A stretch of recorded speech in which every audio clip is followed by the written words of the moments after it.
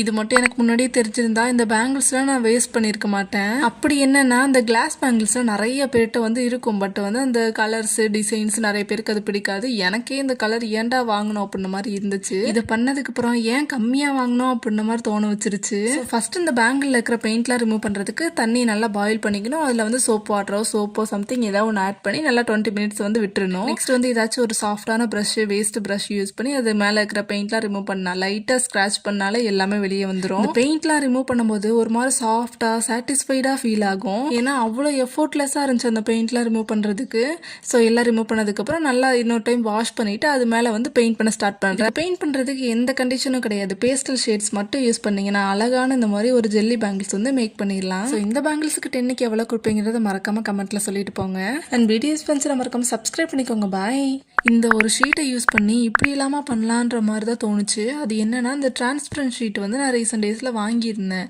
அதை யூஸ் பண்ணி ஏதாச்சும் ஒன்று மேக் பண்ணலான் இருந்தப்பதான் கமெண்ட் வந்துருந்துச்சு பவுச் மேக் பண்ணுங்க அப்படின்னு. பட் அவங்க சொன்னது வந்து ரேண்டமா பவுச் பண்ணுங்க ஸ்கெட்ச்லாம் வச்சு யூஸ் பண்றதுக்காக அப்படின்னு சொல்லியிருந்தாங்களா. ஸோ அதனால இதை யூஸ் பண்ண ஆரம்பிச்சேன்.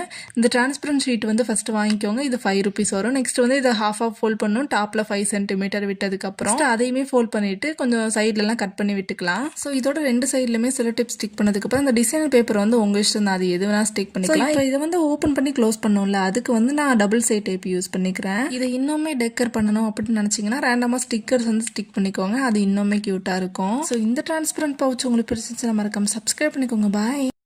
எனக்கு இந்த கமெண்ட்டை பார்த்தோன்னே ஃபர்ஸ்ட் எப்படி தோணுச்சுன்னா இப்படி இல்லாமல் யூஸ் பண்ணலாம் அப்படின்ற மாதிரி தான் தோணிட்டு இருந்துச்சு.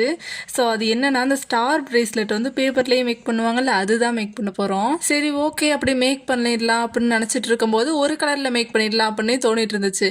அதுக்கப்புறம் கொஞ்சம் லேட்டாக யோசிச்சு பார்க்கும்போது ஒரு 3 கலர்ஸ் மிக்ஸ் பண்ணால் நல்லா இருக்குமே அப்படின்ற மாதிரி யோசிச்சப்ப இந்த ப்ளூ, லைட் ப்ளூ, அப்புறம் டார்க் ப்ளூ, அதுக்கப்புறம் ஒயிட், இது 3ஐயும் மிக்ஸ் பண்ணால் நல்லா இருக்குமே அப்படின்ற மாதிரி எடுத்துட்டேன். ஸோ இந்த ஸ்டார் மேக் பண்ணுறதுக்கு கலர் பேப்பர் வந்து 1 cm அளவுக்கு எடுத்துட்டு கட் பண்ணி எடுத்துக்கலாம். நெக்ஸ்ட் வந்து ஒரு நாட் மாதிரி ஃபோல்ட் பண்ணிக்கணும். ஃபோல்ட் பண்ணதுல வந்து எக்ஸ்ட்ரா குட்டி பீஸ் இருக்கும். அதை உள்ளேயே ஃபோல்ட் பண்ணி விட்டுட்டு வெளிப்பக்கம் நிறைய இருக்கும்ல, அதை வந்து ஆப்போசிட் டைரக்ஷன்ல வச்சு ஃபோல்ட் பண்ணிட்டே இருந்தீங்கன்னா லாஸ்ட்ல வந்து குட்டியா ஒன்று கிடைக்கும்.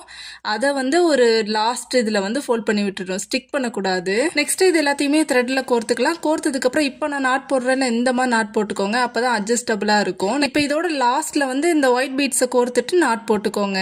ஸோ இப்போ வந்து இந்த பிரேஸ்லெட்டை வந்து கம்ப்ளீட் பண்ணியாச்சு. பிடிச்சிருந்துச்சுன்னா சப்ஸ்கிரைப் பண்ணிக்கோங்க. பாய். ஹலோ ஃப்ரெண்ட்ஸ், ஒரு 2 weeks முன்னாடி இந்த கமெண்ட்ஸ்லாம் வந்துருந்துச்சு. நிறைய பேர் வந்து இந்த டெக்ஸ்சர் ஆர்ட் பண்ணுங்க அப்படின்ற மாதிரி கேட்டிருந்தாங்க.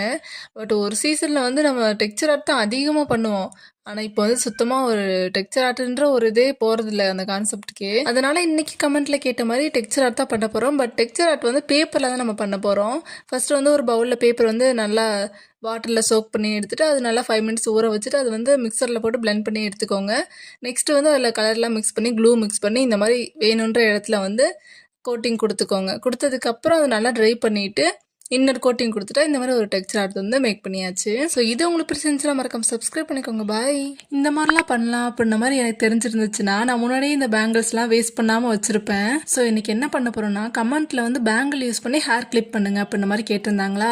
ஸோ இந்த மாதிரி ட்ரை பண்ணி பார்க்கலாம். இது வந்து மீஷோ, ஃப்ளிப்கார்ட் இதுலலாம் ஒரு டைம்ல வந்து ட்ரெண்டிங்ல இருந்துச்சு. ஃபர்ஸ்ட் ஒரு வளையல்ல வந்து இந்த இன்ஃபினிட்டி சிம்பிள் மாதிரி இருக்கும்ல அந்த மாதிரி மாத்திக்கணும். செகண்ட் பேங்கில் வந்து ஸ்ட்ரைட்டா மாத்திட்டு அதோட ஒரு எண்ட்ல மட்டும் இந்த மாதிரி 3 வளையம் வர மாதிரி மாத்திக்கணும்.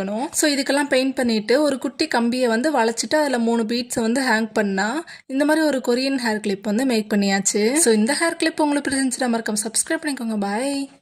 உங்ககிட்ட கலர் பேப்பர் இருக்குன்னா கண்டிப்பா இதை வந்து ட்ரை பண்ணி பார்க்கலாம். அதுக்கு ஒர்த்தான கிராஃப்ட் தான் இது.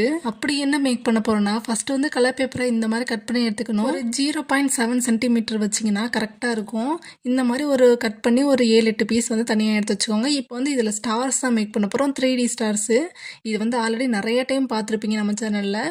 பட் இருந்தாலும் ஒரு டைம் சொல்கிறேன். ஃபர்ஸ்ட் வந்து ஒரு நாட் மாதிரி போட்டுக்கணும். அதில் வந்து குட்டி பீஸை வந்து உள்பக்கம் மடக்கி விட்டுட்டு பெரிய பீஸாக இருக்கணும் அதை வந்து ஆப்போசிட் டைரக்ஷனில் ஃபோல்ட் பண்ணிகிட்டே வந்தீங்கன்னா ஃப்ளாட்டாக ஒரு பீஸ் கிடைக்கும். அது வந்து கொஞ்சம் கொஞ்சமாக உள்ளே ப்ரெஸ் பண்ணிங்கன்னா ஸ்டார் ஷேப்பில் கிடச்சிரும். இந்த மாதிரி 3 கலரில் வந்து எடுத்து வச்சுக்கணும்.